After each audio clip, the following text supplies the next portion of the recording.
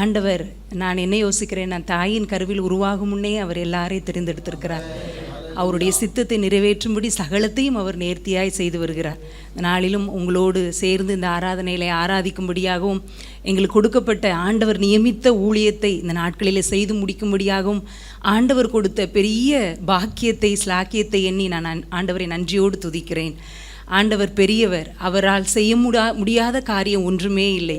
குப்பையில் இருக்கிறவனை அவர் உயர்த்துவதற்கு அவரால் கூடும். ஒன்றுமில்லாதவருக்கு சகலத்தையும் கொடுக்க அவரால் கூடும். ஞானமுள்ளவர்களை வெட்கப்படுத்தும்படி உலகத்தின் பலவீனமானவைகளை தெரிந்து கொள்கிற ஒரே ஒரு தெய்வன் உண்டென்றால் அவர் நம்முடைய ஆண்டவராக இயேசு கிறிஸ்து தான். அவர் நம்மோடு கூட இருக்கிறார். அவரை ஆராதிக்கும்படியான பாக்கியத்தை நமக்கு தந்திருக்கிறார். ஆகவே நீங்களும் நானும் உலகத்தில் இருக்கிற எல்லா ஜாதியை காட்டிலும் விசேஷமானவர்கள், பாக்கியம் பெற்றவர்கள். அவருடைய இரத்தத்தினால கழுவப்பட்டிருக்கோம். இதை விட உலகத்தில் ஒரு பெரிய ஒரு கிஃப்ட் நமக்கு கிடைக்கணுங்கிற அவசியம் இல்லவே இல்லை. எல்லாவற்றையும் தருகிற தேவன் நம்மோடு கூட இருக்கிறார். ஹல்லேலூயா.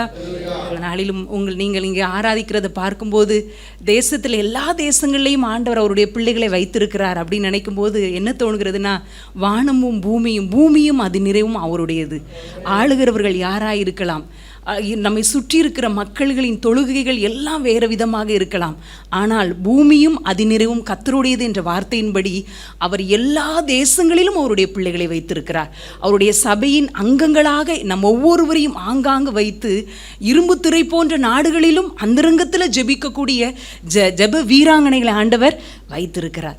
என்ன தோணுது, இங்கே உட்கார்ந்தவொடனே எனக்கு என்ன தோணுச்சு அப்படின்னு சொன்னால், எகிப்தில் ஆண்டவர் தம்முடைய திட்டத்தையும் அவருடைய எல்லா காரியங்களையும், ஒருவேளை ராஜாவும் எகிப்து தேசத்தின் முழு ஜனங்களும் அவருடைய தேவனுடைய பலத்த கரத்தை உணர்ந்து கொள்ளும்படியாக முன்னமே யோசேப்பை எகிப்திற்கு அனுப்பி வைத்தார். அதே போல் நான் விசுவாசிக்கிறேன், இங்கே உங்களை இந்த தேசத்திற்கு ஆண்டவர், இந்த தேசம் தேவனை அறிகிற அறிவினால் அறியப்படவும், தேசத்தின் ராஜாக்களும் அங்கே இருக்கிற எல்லா மக்களும் தேவனே கர்த்தர் என்பதை அறிந்து கொள்வதற்காக தேவன் முன்னமே உங்களை இங்கே அழைத்து வந்திருக்கிறார் என்று 100க்கு 100% விசுவாசிக்கிறேன். ஹல்லேலூயா. யோசேப்பை கொண்டு வரும்போது அவனுக்கு தெரியாது இதுதான் தெய்வ திட்டமா, இங்கிருந்து தான் அவருடைய கோத்திர ஜனங்கள் எல்லாம் புறப்பட்டு செல்வார்களா, பார்வோனும் அவருடைய சேனைகளையும் நடுக்கடலிலே வீழ்த்துகிற தேவன் என்னை முன்னமே கொண்டு வந்திருக்கிறாரா என்று ஒரு வார்த்தை கூட யோசேப்புக்கு தெரியாது. ஆனால் ஒரே ஒரு காரியத்தை யோசேப்பு செய்து கொண்டே இருந்தார். என்ன காரியம்?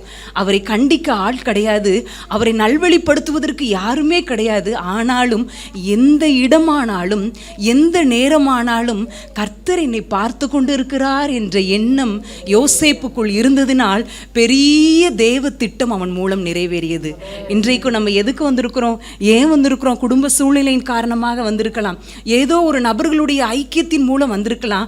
ஆனால் இங்கு இருக்கிற சூழ்நிலையிலே ஆண்டவருக்கு மாத்திரம் பயந்து நடந்து கர்த்தருக்கு விரோதமாய் நான் பாவம் செய்வது எப்படி என்ற எண்ணம் மாத்திரம் உங்களுடைய இருதயத்தில் இருக்கும் என்றால் நிச்சயமாக நான் சொல்லுகிறேன், இந்த பெரிய தேசம், இங்க இருக்கிற ஜனங்களை தேவன் உங்கள் மூலம் மாற்ற வல்லமை உள்ளவராயிருக்கிறார்.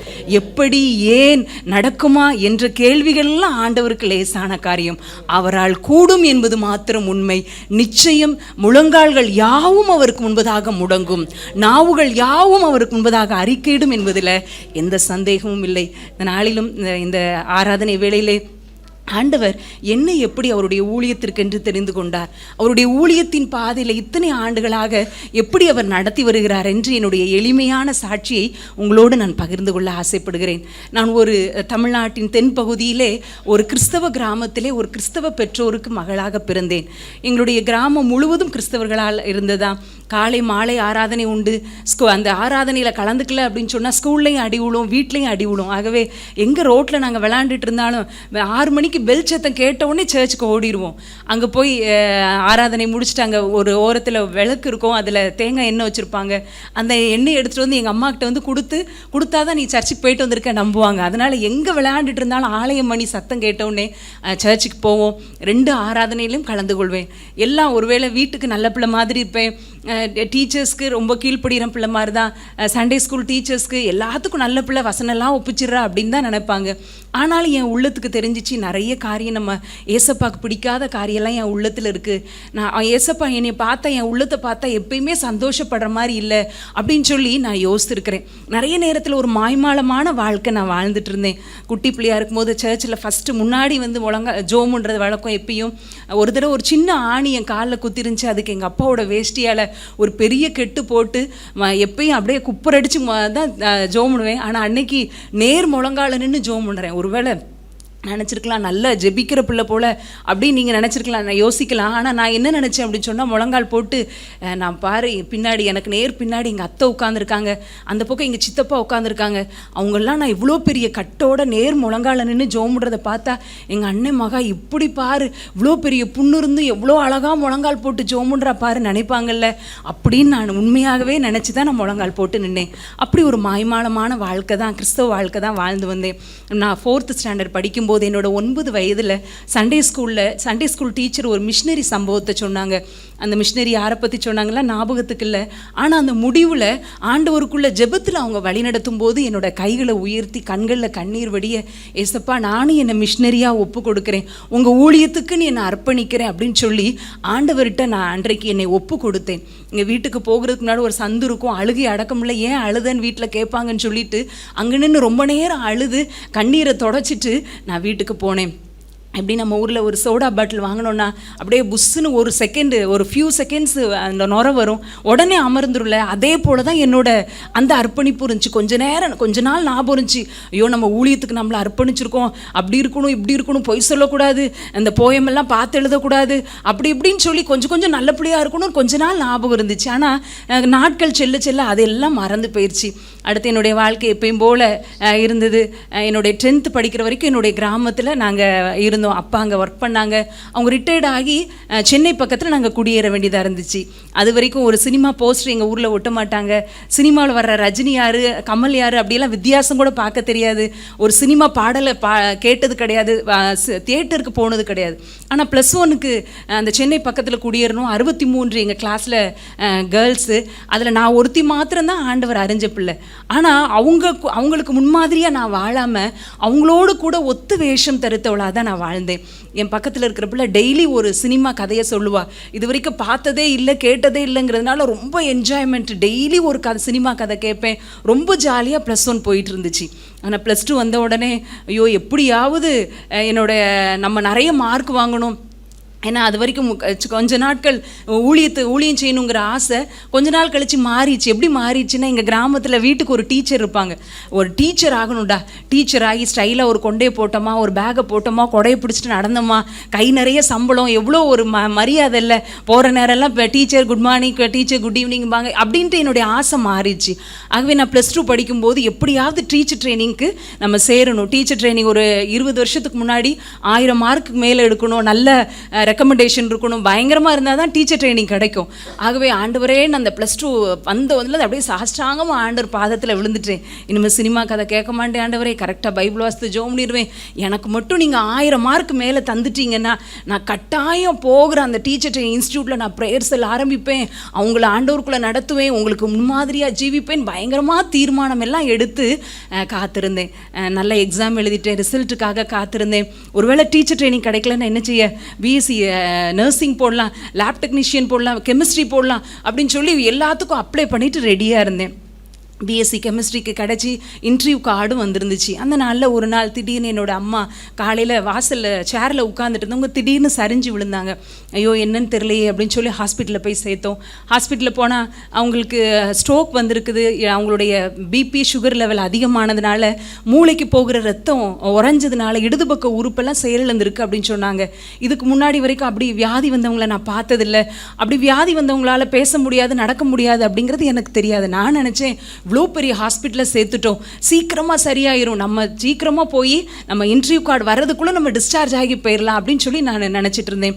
மறுநாள் டாக்டர் வந்தாங்க. டாக்டர் வந்து அம்மாட்ட கேட்டாங்க, அம்மா உங்களுக்கு எத்தனை பிள்ளைங்க அப்படின்னு சொல்லி கேட்டாங்க. அப்போது அவங்களுடைய வாய், அவங்களுடைய கண்ணு பாதி தூரம் தான் திறந்திருந்தது, கோணி கொண்டு இருந்ததுனால அவங்களால உடனே பதில் சொல்ல முடியல. அவங்க என்ன சொன்னாங்க அப்படின்னு சொன்னால், நாங்கள் எங்கள் வீட்டில் 5 பேர், 3 அண்ணன், ஒரு அக்கா, நான் 5ஆவது. ஆனால் அவங்க டாக்டர் எத்தனை பிள்ளைங்க அப்படின்னு சொல்லி கேட்டோடனே விரலில் வச்சு 4 அப்படின்னு சொல்லி காமிச்ச போது தான் என் இருதயத்தில் இடி விழுந்தது போல இருந்தது. ஐயோ, அம்மாவுக்கு எல்லாமே மறந்து போயிடுச்சு போலையே, இனிமேட்டு என்ன செய்ய அப்படின்னு சொல்லிட்டு டாக்டர் போனோடனே எங்கள் நர்ஸ்கிட்ட கேட்டேன், சிஸ்டர் எங்கள் அம்மாவுக்கு என்ன வியாதி, எப்போ சரியாகும், எப்போ நடப்பாங்கன்னு சொல்லி கேட்டேன். அவங்களுக்குரிய பாதிப்பு அதிகமாக இருக்கிறதுனால எந்த அளவு ஃபிசியோதெரபி செய்கிறீங்களோ அந்த அளவு சுகமாகிறதுக்கு வாய்ப்பு இருக்குது அப்படின்னு சொல்லி சொன்னாங்க. அந்த வார்த்தை என்னுடைய இருதயத்தை சமாதானப்படுத்தலை. அந்த அந்த ரூமோட டாய்லெட் க்ளீன் பண்ண வர்ற ஆயாட்ட கேட்பேன், அக்கா இது மாதிரி யாராவது வந்திருக்காங்களா, அவங்க எப்போ நடப்பாங்க, எப்போ உங்களுக்கு சரியாகும், எப்போ பேசுவாங்க அப்படின்னு கேட்பேன். ரூமை க்ளீன் பண்ண வரவங்ககிட்ட கேட்பேன். ஒவ்வொருத்தட்டையா ஒரு பைத்தியக்காரியை போல் பார்க்குற ஒவ்வொருத்தட்டையா அந்த கேள்வியை கேட்டுகிட்டே இருப்பேன். ராத்திரி இருட்டி வர்ற வேளையில் அந்த பொழுதடைகிற நேரத்தில் அந்த ரூமோடைய பால்கனியில் வந்து நிற்கும்போது அந்த ஹாஸ்பிட்டலில் நிறைய அழகான மரங்கள் உண்டு. அந்த மரங்கள் எல்லாம் காற்றில் அப்படியே சலசலங்கிற சத்தத்தோடு அசையும் போது ஏசப்பாட்ட சொல்வேன், ஏசப்பா இந்த மரம்லாம் கூட சந்தோஷமாக இருக்குது, நான் சின்ன பிள்ளை தானே, எனக்கு 17 வயசு தானே ஆகுது ஏசப்பா, இதுக்கு இவ்வளோ பெரிய பாரத்தை எனக்கு கொடுத்தீங்க ஏசப்பா அப்படின்னு சொல்லி நான் கேட்கும்போது ஏதோ கிரிக்கெட் பால் போல் ஏதோ வந்து என் தொண்டையை அடைச்சிக்கிட்டதை போல் உணர்வேன். எச்சி முழுங்க முடியாத மாதிரி இருக்கும். மறுபடியும் ரூம்குள்ளே வருவேன். டெய்லி 150 சங்கீதத்தையும் முழங்காலன்னு அம்மாவுடைய காதில் சத்தம் கேட்கணும்னு சொல்லி வாசிப்பேன். ஒவ்வொரு நாளும் அந்த செவுத்தில் அப்படியே முட்டி அழுவேன். என்னோட கண்ணீரெல்லாம் நீங்கள் பாருங்கள் ஏசப்பா, என்னோட அக்கா திருமணமாகி ரொம்ப தொலைவில் இருந்தாங்க, ஆண்டவரே சீக்கிரமாக எங்கள் அம்மா நடந்துடட்டும் அப்படின்னு சொல்லி ஜெபம் பண்ணேன். கிட்டத்தட்ட 1.5 மாதங்கள் கழித்து ஹாஸ்பிட்டலிருந்து டிஸ்சார்ஜ் ஆகி வீட்டுக்கு போன ஒரு குடும்பத்தின் முழு பொறுப்புகளையும் எடுக்க வேண்டிய சூழ்நிலை இருந்தது. காலையில் அம்மாவுக்கு ப்ரஷ்ஷில் பேஸ்ட் வச்சு கொடுத்து துப்புறதுக்கு கப்பு பிடிக்கிறதுலேருந்து ராத்திரி பலமுறை அவங்களுக்கு பாத்ரூமுக்கு செய்ய வேண்டிய காரியங்கள் எல்லாம் செய்கிறதுக்கு எல்லா பொறுப்புகளையும் ஆண்டவர் எனக்கு கொடுத்துருந்தாங்க. ஒரு 2-3 நாட்கள் நான் பல்ல கடிச்சிட்டு இந்த காரியத்தெல்லாம் செஞ்சேன். நான் கிறிஸ்தவ குடும்பத்தில் தான் பிறந்தேன்னு சொன்னேன். என்னுடைய ஜெப வாழ்க்கை எப்படி இருக்கும் அப்படின்னு சொன்னேன்னா, ஒரு அகில உலகத்துக்காக, ஊழியங்களுக்காக, எல்லாத்துக்காக ஜோம் நீட்டு நான் கண்ணை திறந்து பார்த்தேன்னா டைம் 5 நிமிஷம் கூட ஆயிருக்காது.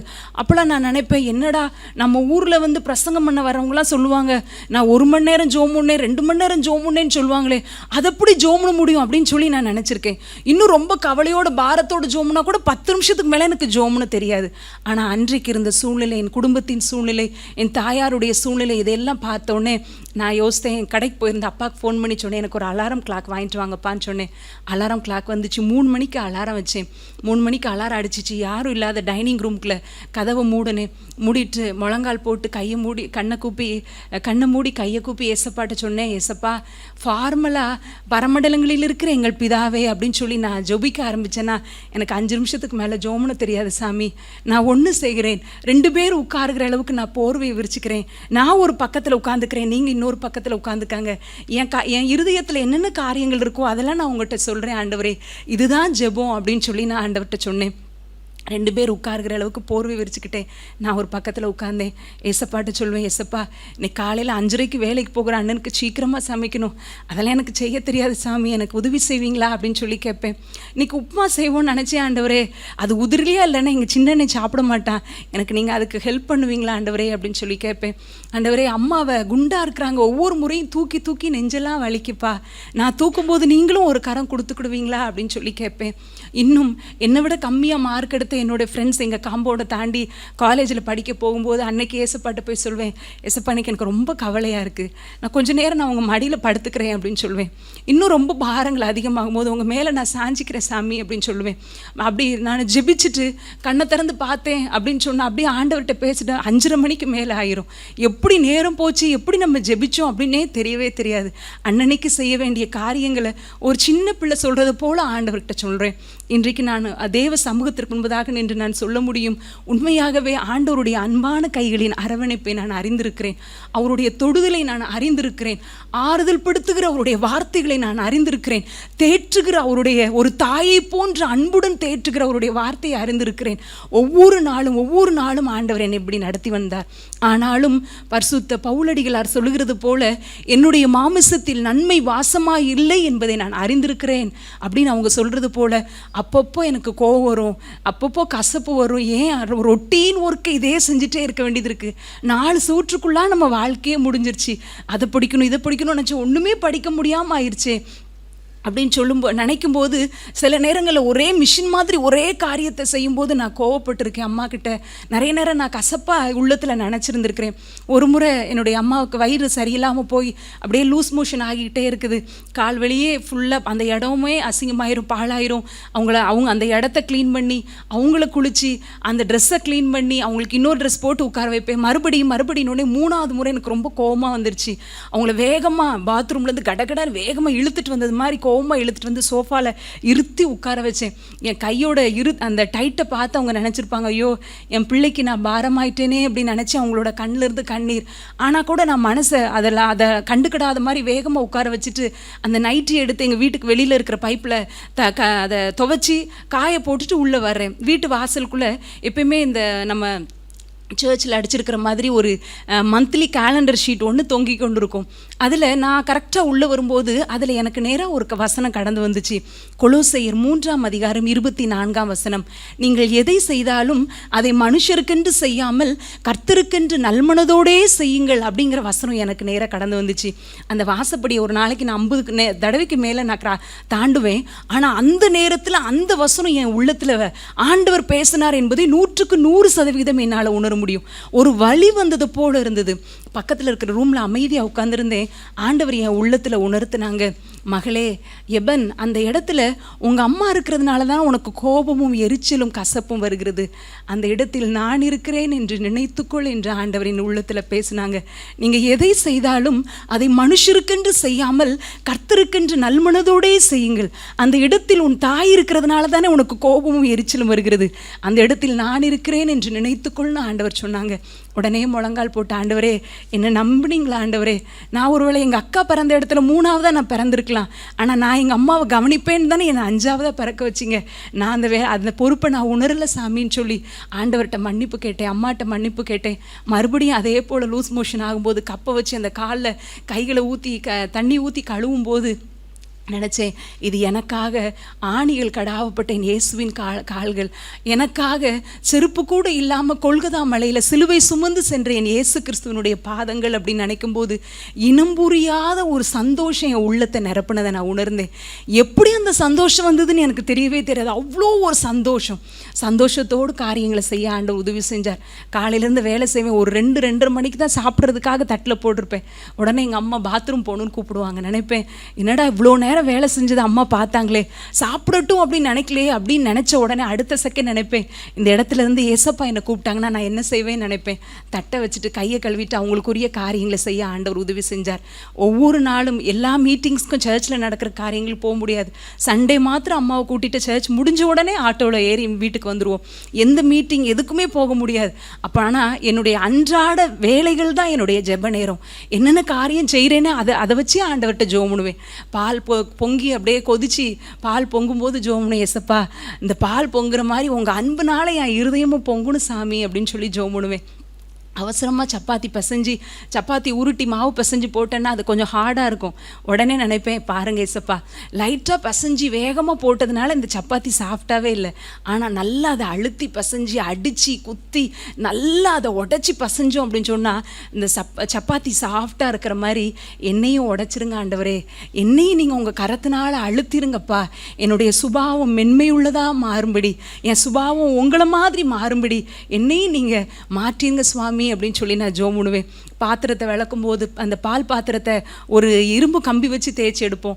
அப்போ சொல்லுவேன், நான் ஜெபம் பண்ணுவேன், சாதாரணமாக விளக்கி போட்டுட்டு போகிற மாதிரி இதை போட முடியல ஆண்டவரே, நேற்று விளக்குன பாத்திரம் தான் மறுபடியும் கரை பிடிச்சிருச்சு, ஆனாலும் கரை வந்துட்டே நான் வைக்கல ஆண்டவரே, அழுத்தி தேய்க்கிறது போல என் உள்ளத்துலேயும் நேற்று நான் ஜெபம் பண்ணேன், ஆனாலும் சின்ன பாவம் என் இருதயத்தில் வந்துருச்சுப்பா, என் கண்களினால சின்ன காரியங்கள் என் இருதயத்தை கரைப்படுத்திருக்கு சுவாமி, அதை நான் அழுத்தி இந்த பால் பாத்திரத்தை தேய்க்கிறது போல என்னை தேய்ச்சிருங்கப்பா, என்னை சுத்தப்படுத்திடுங்க ஆண்டவரே அப்படின்னு சொல்லி ஜெபமுனுமே. இப்படி என்னுடைய அனுதின வாழ்க்கை ஒவ்வொன்றையும் சின்ன ஜெபமாக ஆண்டவர்கிட்ட ஏறெடுத்து கொண்டே இருப்பேன். என்னோட அண்ணன்மார் சொன்னாங்க, எப்போ பார்த்தாலும் நீ அழுதுகிட்டே இருக்க, ஏதாவது படிக்க போயேன், அம்மா தூங்குற நேரத்தில் ஏதாவது படிச்சுட்டு வாங்க அப்படின்னு சொல்லுவாங்க. சும்மா போய் ஒரு கிலோமீட்டர் நடக்கிற தூரத்துக்குள்ளே எங்களுடைய ஊரில் இருந்து அந்த இடத்துக்கு போவேன். டைப்பிங் படிப்பேன், ஒரு 1 hour typing, short and computer. இன்னும் ஹிந்தி கிளாஸ் ஒன்று படித்தேன். கரஸில் BA தமிழ் லிட்ரேச்சர் படிக்கிறதுக்கு ஆண்டவர் உதவி செஞ்சாங்க. ஒரே ஒரு லாங் சைஸ் நோட் வச்சுருப்பேன். இந்த பக்கத்தில் இருந்து ஹிந்தி எழுதியிருப்பேன், இந்த பக்கம் திருப்பி இங்கேருந்து ஷார்ட் ஹேண்ட் எழுதியிருப்பேன். நடுவில் டைப் படித்த பேப்பரை வச்சுட்டு அந்த ஒரே ஒரு கொயர் நோட்டை வச்சுட்டு நான் எங்கள் தெரு வழியாக நடந்து வருவேன். நடந்து வரும்போது ஏசப்பாட்ட சொல்வேன், ஏசப்பா அது படிக்கணும் இது படிக்கணும் நிறைய ஆசைப்பட்டேன். இன்னைக்கு ஒரே ஒரு கொயர் நோட்டுக்குள்ளே என் மொத்த வாழ்க்கையை அடங்கிருச்சு ஆண்டவரே அப்படின்னு சொல்லிட்டு ஒரு நாள் அப்படியே ஆண்டவர்கிட்ட பேசிட்டே வர ஆண்டவர் சொல்கிறாங்க, உன் நினைவுகள் என் நினைவுகள் அல்ல, உன் வழிகள் என் வழிகள் அல்ல.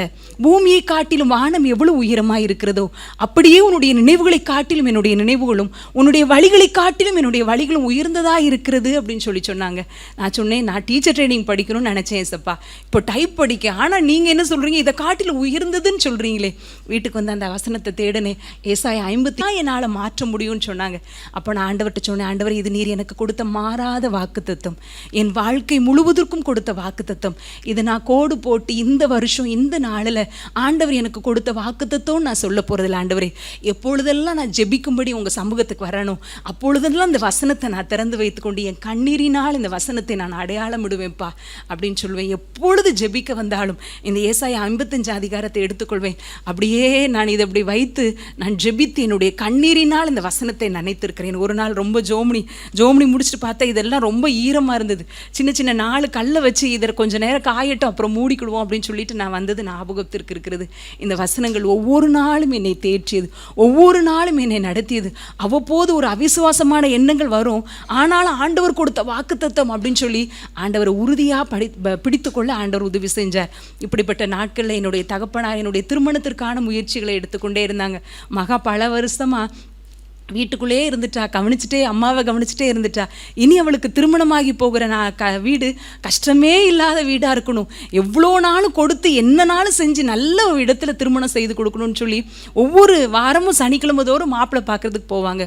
அப்போது அந்த நாட்களில் என்னுடைய திருமணத்துக்காக தீவிரமான என்னுடைய தகப்பனார் முயற்சி செய்து கொண்டிருந்த நாட்களில் என்னுடைய சித்தப்பா மகனுக்கு பெங்களூரில் திருமணம்.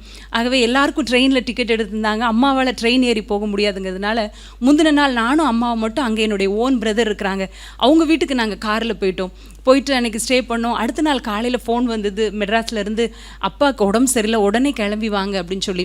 அண்ணன்ட்ட சொன்னேன், இல்லைன்னா அப்பாவுக்கு ஒரு வியாதி கூட கிடையாது, நாளைக்கு இங்கே வந்துடுவாங்கள்ல, சீக்கிரம் சரியாக இங்கே வந்து நம்ம ட்ரீட்மெண்ட் பார்க்கலாம், சரியாயிரும்னே, இவ்வளோ கஷ்டப்பட்டு அம்மாவை கூப்பிட்டு வந்திருக்குறோம்ல அண்ணே அப்படி சொல்லி முடிக்கிறதுக்குள்ள வீட்டு வாசலில் கார் வந்துருச்சு. நாங்கள் ஏறி போகிறோம். கிட்டத்தட்ட ஒரு 1:30 மணி இருக்கும். எங்கள் வீடு இருக்கிற அந்த சந்து வழியாக எங்கள் கார் திரும்பும்போது தான் பார்க்குறேன், வீட்டுக்கு வெளியே ஷாமியானா போடப்பட்டிருக்குது. வெளியில் என்னுடைய தாய் மாமா சித்தப்பா எல்லாரும் உட்காந்துருந்தாங்க. அப்போ தான் புரிஞ்சுக்கொண்டேன், ஓ அப்பா இறந்துட்டாங்க போல் அப்படின்னு சொல்லி. உள்ள அந்த ஃப்ரீசர் பாக்ஸில் அவங்களை பார்க்கும்போது என்ன சொல்லி அழுகிறதுன்னு தெரியல. செயல்பட முடியாத தாய், இன்றைக்கு தகப்பன் இல்லாத சூழ்நிலை அப்படின்னு வரும்போது என்ன எல்லாம் பக்கத்தில் இருக்கிறவங்க நீங்கள் சொல்லி ஏதாவது அழுதுருன்னு சொன்னாங்க. எனக்கு அழுவதற்கு வார்த்தைகளோ தெரியல. எப்படி என்ன நடந்துச்சு என்ன ஆச்சு அப்படின்னு சொல்லி என்னால் யோசித்து கூட பார்க்க முடியல. அப்போது அந்த நாட்கள் ஏதோ ஒரு இருண்ட நாட்களை போல் எனக்கு தோன்றினது. ஒரு 2-3 நாட்கள் கழித்து எப்பொழுது நான் ஜெபிக்க போகிற இடத்துக்கு நான் ஜெபிக்க போகும்போது ஏசப்பாட்ட சொன்னேன், ஏசப்பா நான் இதுவரைக்கும் 50% தான் நான் உங்களை நம்பியிருக்கேன் ஆண்டவரே, 50% எங்கள் அப்பா எனக்கு பெஸ்ட்டான மாப்பிள்ளையை பார்த்துருவாங்கன்னு சொல்லி 50% எங்கள் அப்பாவை நான் நம்பிட்டேன் ஆண்டவரே. இன்றைக்கு நான் 100% உண்மை நம்புகிறேன். என்னுடைய எதிர்கால வாழ்க்கையை நான் உங்கள் கரத்தில் தருகிறேன். எனக்கு எப்படிப்பட்ட மாப்பிள்ளை வேணும், எப்படி இருக்கணும், அவங்களுக்கு இடம் இருக்கணும், சொத்து இருக்கணும், சுகம் இருக்கணும், படிச்சிருக்கணும், அது இருக்கணும், இது இருக்கணும், ஒன்றுமே இல்லை ஆண்டவரே. நீர் எனக்கு யாரை நீங்கள் தந்தா என்னுடைய வாழ்க்கை சந்தோஷமாக இருக்கும்னு நினைக்கிறீங்களோ அவங்கள நீங்கள் எனக்கு தாங்க ஆண்டவரேன்னு சொல்லி 100% என்னுடைய எதிர்கால வாழ்க்கையை ஆண்டவருடைய கரத்தில் நான் ஒப்பு கொடுத்தேன். ஆண்டவர் நேர்த்தியாய் ஒரு அப்பா இருந்து 6 மாதத்தில் இந்த ஊழியத்தில் கிராம மிஷினரி இயக்கத்தில் மிஷினரியாக ஊழியம் செய்கிற சகோதரனோடு ஆண்டவர் திருமண காரியங்கள் எல்லாம் செஞ்சாங்க. என்னுடைய திருமண காரியத்தில் நான் சொன்னேன், ஏசப்பா அது வேணும் இது வேணுன்ட்டு நான் கேட்குறக்கு அப்பாலாம் இல்லை சாமி, எனக்கு என்ன தேவை அப்படிங்கிறத நான் உங்ககிட்ட தான் சொல்லுவேன், நீங்கள் தான் எனக்கு தரணும் அப்படின்னு சொல்லி ஆண்டவர்கிட்ட கேட்டேன். என்னுடைய எல்லா தேவைகளையும் 3 அண்ணி எனக்கு உண்டு, அக்கா எல்லாரும் ஒன்றுமே ஒரு குறைவும் இல்லாமல் ஆண்டவர் சகல காரியங்களையும் எனக்கு நேர்த்தியாய் நடத்தி கொடுத்தார். ஒரு குறைவும் இல்லாமல் ஆண்டவர் நடத்தினார். திருமணமாகி ஊழியத்துக்கு வந்தேன். ஊழியத்தில் டேவிட் கணேசன் சொன்னாங்க, நம்ம பார்க்குற கிராமத்தில் நம்ம பார்க்குற பிள்ளைகளை ஒருவேளை மாதத்திற்கு ஒரு முறையோ 2 முறையோ தான் நம்ம பார்க்க முடியும். தொடர்ந்து அவர்களை ஆண்டவருக்குள்ளே வழி நடத்துறதுக்கு அவங்களுக்கு சர்ச் கிடையாது, அவங்களுடைய பேரண்ட்ஸ்க்கு ஆண்டவரை பற்றி தெரியாது. ஆகவே ஒரு எளிய ஒரு முறையில் ஒரு சின்ன ஒரு சம்பவத்தோடு வேதாகம சத்தியத்தை விளக்குகிற ஒரு சின்ன ஒரு டெய்லி டிவோஷன் புக்கு போடணும். எப்படி ஜெபிக்கணும்னு அவங்களுக்கு தெரியாது. அப்போது ஜெபிக்கிறதுக்கு ஒரு அவங்களுக்கு ஒரு நோக்கத்தை உண்டாக்கும்படி ஒரு 4-5 ப்ரேயர் பாயிண்ட்ஸ் போட்டு ஒரு சின்ன டெய்லி டிவோஷனை நம்ம போடணும் அப்படின்னு சொல்லி சொன்னாங்க. அதை நீ தான்ப்பா செய்யணும் அப்படின்னு சொன்னாங்க. நான் சொன்னேன், ஐயோ அண்ணே நான் படிக்கவே இல்லைண்ணே, எனக்கு இந்த வேலைலாம் தெரியாதுண்ணே அப்படின்னு சொல்லி சொன்னேன். அப்போ சொன்னாங்க, நீ தான் இதை செய்யணும் அப்படின்னு சொல்லிட்டு போயிட்டாங்க. அப்போ நான் அமைதியாக அமர்ந்திருந்த போது ஆண்டவர் என் உள்ளத்தில் சொன்னார், மகளே நீ படித்த டைப்பிங்காக இருக்கட்டும், ஷார்ட்டனாக இருக்கட்டும், கம்ப்யூட்டராக இருக்கட்டும், தமிழ் லிட்ரேச்சராக இருக்கட்டும், எல்லாமே என்னுடைய இந்த பணிக்காகத்தான் ஆண்டவர் என் உள்ளத்தில் உணர்த்தினாங்க. அன்றைய நாள் முதற்கொண்டு கிட்டத்தட்ட 13 ஆண்டுகளாக மோட்ச பயணம் அப்படிங்கிற ஒரு டெய்லி டிவோஷன் புக்கை எழுத ஆண்டவர் உதவி செஞ்சாங்க. தொடக்க காலத்தில் நான் எதை வச்சு எழுதுனேன், எப்படி எழுதுனேன் அப்படின்னு சொன்னால், அந்த ஒரு 7 வருடங்கள் என் அம்மாவோடு கூட இருந்த நாட்களில் சின்ன சின்ன காரியத்தையும் நோட்டில் எழுதி வைப்பேன். இந்த சப்பாத்தி மாவு கதை எல்லாத்தையுமே எழுதுவேன் நான். அதை எல்லாவற்றையும் வைத்து தான் இந்த புத்தகத்தை முதல் ஆரம்ப நாட்களில் எழுதுறதுக்கு ஆண்டவர் உதவி செஞ்சார். அன்றைக்கு யோசித்து பார்த்தேன், என்னுடைய நினைவுகள் அவருடைய நினைவுகளை காட்டிலும் எவ்வளோ சின்னதில்லை. ஒருவேளை நான் ஆத்ம பாரத்தோடு நான் இருந்திருந்தேன்னா 40 பிள்ளைகளுக்கு நான் ஆண்டவரை பற்றி சொல்லியிருக்கலாம். இன்றைக்கு நான் அவங்களெல்லாம் பார்த்துருக்கவே முடியாது. ஆனால் அன்றைக்கு 100% நீங்கள் தான் ஆண்டவரை என் எதிர்காலம்னு சொல்லி ஒப்பு கொடுத்தது நிமித்தம் ஆண்டவர் இன்றைக்கு எத்தனையோ காரியங்கள், ஆயிரக்கணக்கான வாலிபர்கள், எத்தனையோ பிள்ளைகளை சந்திக்கிறதற்கு ஆண்டவர் உதவி செய்திருக்கிறார். இன்றைக்கும் நான் உங்கள் மத்தியில் நான் சொல்ல விரும்புகிற காரியம் என்ன அப்படின்னு சொன்னால், நம்ம ஆண்டவரை மாதிரி ஒரு தெய்வம் இந்த உலகத்தில் யாருமே கிடையாது. அவரை போல நம்மளை நேசிக்க, அவரை போல நம்முடைய உபத்திரவத்தில் ஒரு சங்கீதத்தில் ஒரு வசனம் உண்டு, உபத்திரவப்படுகிறவனுடைய உபத்திரவத்தை அவர் அற்பமாக எண்ணாதவன். மற்றவங்ககிட்ட நம்ம காரியத்தை சொன்னால் இதுக்கு போய் இப்படி சொல்கிறியே அப்படின்னு நினைப்பாங்க. ஆனால் ஆண்டவர்கிட்ட சொன்னால் சின்ன காரியமாக இருந்தாலும் அவர் அற்பமாக என்ன செய்ய மாட்டாங்களா, என்ன மாட்டாங்களா. அவ்வளோ ஒரு நல்ல தெய்வனை கொண்டிருக்கிறோம். இந்த ஒரு காரியம் போதும், நம்முடைய ஜீவ கரை சேருகிற வரைக்கும் என்ன துன்பம் வந்தாலும், என்ன பிரச்சனை வந்தாலும், உலகம் மாறி போகிற, மலைகள் நிலை பெயர்ந்து போகிற சூழ்நிலை வந்தாலும், அவரை மட்டும் நம்ம வாழ்க்கையில் பிடிச்சிக்கிட்டோம் அப்படின்னு சொன்னா, அவர் நடத்துகிற விதத்தை ஒவ்வொரு நாளும் நம்ம ரசித்து பார்க்கலாம். என்ன வச்சு அவர் இதை செய்கிறாரு, எனக்காகவா அவர் இதை செய்கிறாரு, எனக்காகவா இந்த ரூலையே மாத்திருக்கிறாரு, எனக்காகவா காரியங்களை செஞ்சிருக்கிறாரு அப்படின்னு சொல்லி நம்ம நினைக்கிறதுக்கு, ஆண்டவரே நீங்க நினைக்கிறதுக்கு நான் எம்மாத்திரம்ப்பா, ஆனா நீங்க என்ன கூட நினைக்கிறீங்கல்ல, அப்படி நம்ம நினைக்கிற நினைவுகள் இதுதான் கிறிஸ்தவ வாழ்க்கையில ஒவ்வொரு நாளும் நம்மளை உந்தி தள்ளக்கூடிய காரியம். இந்த ஒரு வாழ்க்கையை, அவரோடு நடக்கிற ஒரு வாழ்க்கையை, அவரை ருசிச்சு பார்க்குற ஒரு வாழ்க்கையை மட்டும் நம்ம பிடிச்சிட்டோன்னு சொன்னா, எங்க இருந்தாலும் எப்படிப்பட்ட சூழ்நிலையில இருந்தாலும் ஆண்டவர் நம்மை நடத்துவதற்கு வல்லமை உள்ளவராயிருக்கிறார். என்னுடைய திருமணத்தில் சொன்ன, ஏசப்பா எங்கள் அம்மா உங்கள் கரத்தில் கொடுக்குறேன். என்னுடைய 3வது அண்ணி, என்னை விட அன்பாக கவனிக்கிற ஒரு அண்ணியை ஆண்டவர் கொடுத்தார். அதுக்கடுத்து அவங்க 5 வருஷம் அவங்கள அன்போடு கவனித்தாங்க. ஆனாலும் உடம்பெல்லாம் படுக்கை புண்கள், உடம்பெல்லாம் புண்களாக இருந்தது. ஆனால் வழியே அவங்களுக்கு தெரியாது. கிறிஸ்தவ சேனல் 24 மணி நேரம் ஓடிக்கிட்டே இருக்கும், அதை கேட்டுகிட்டே இருப்பாங்க. அவங்களுக்கு வாட்டர் பெட்டு, கரண்ட் பெட்டு மாற்றி மாற்றி வச்சாலும் உடம்பெல்லாம் புண்ணு. அப்போது ஒரு நாள் நாங்கள் எல்லா பிள்ளைகள் எல்லாரும் போய் ஜோம் பண்ணி அவங்கள ஆண்டவருடைய சமூகத்தில் ஒப்பு கொடுத்து, ஆண்டவரே எவ்வளோ அழகாக எங்கள் அம்மா எங்களை நடத்தினாங்க, ரொம்ப கண்டிப்புள்ள தாய், வேதத்தை வாசிக்கிறதா இருக்கட்டும், எந்த காரியத்தில் எங்களை கண்டிப்போடு வளர்த்துன அம்மா. அதனால் அவங்களுடைய வாழ்க்கைக்காக நன்றி செலுத்தி நாங்கள் ஜெபிச்சு, அவங்க இருக்கிற அந்த ரூம்குள்ளே எல்லாரும் சுற்றி நிற்கிறோம். எங்கள் எல்லாரையும் அப்படியே பார்த்து அன்றைய ஒப்பு கொடுத்து, அன்றைக்கு அந்த மதியான வேளையில் எல்லாரும் எங்களை சுற்றி பார்த்து கண்ணை மூடி ஆண்டவருடைய சமூகத்தில் போனாங்க.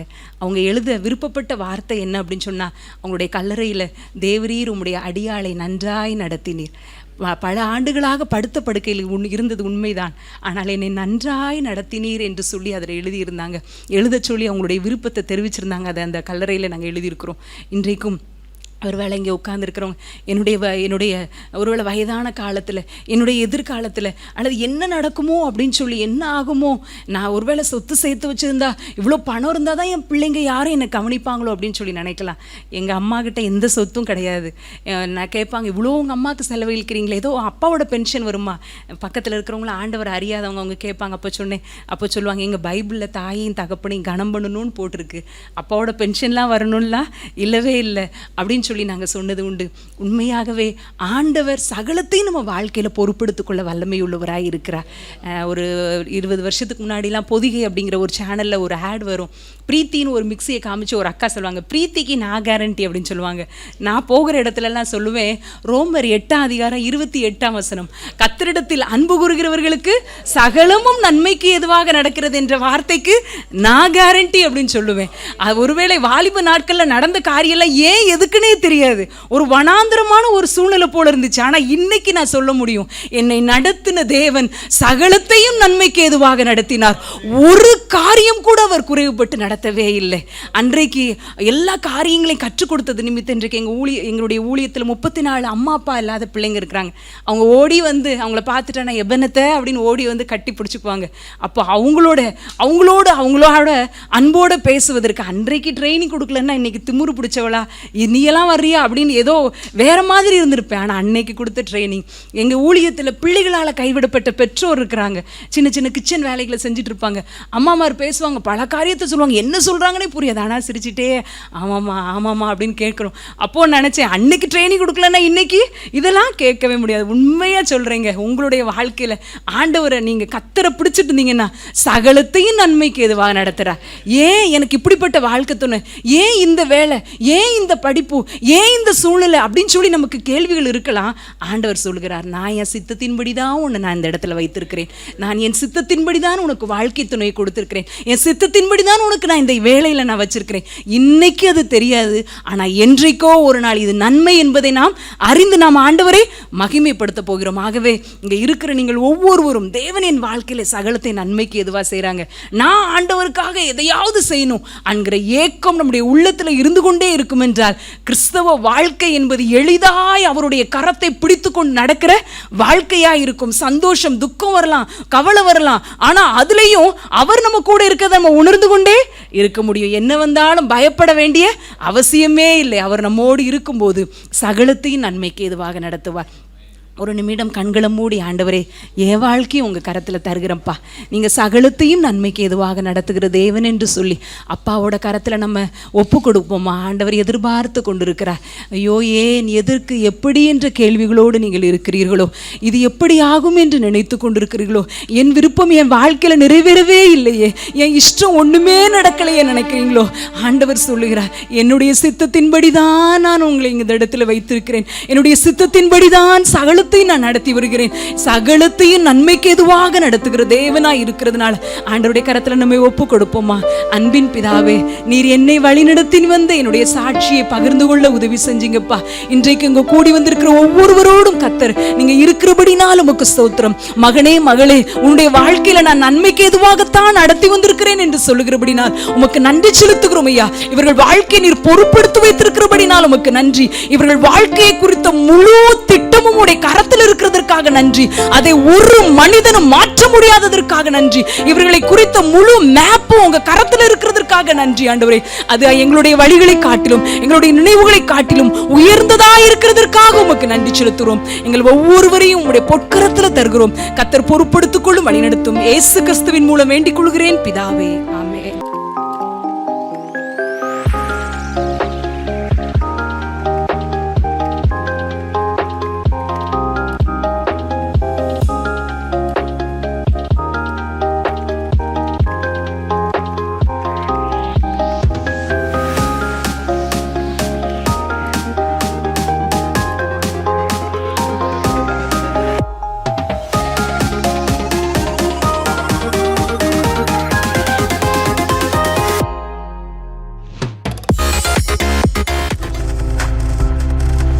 நீங்கள் பார்த்து கொண்டிருப்பது உங்கள் ஜாய் டிவி. உங்கள் துக்கம் சந்தோஷமாய் மாறும்.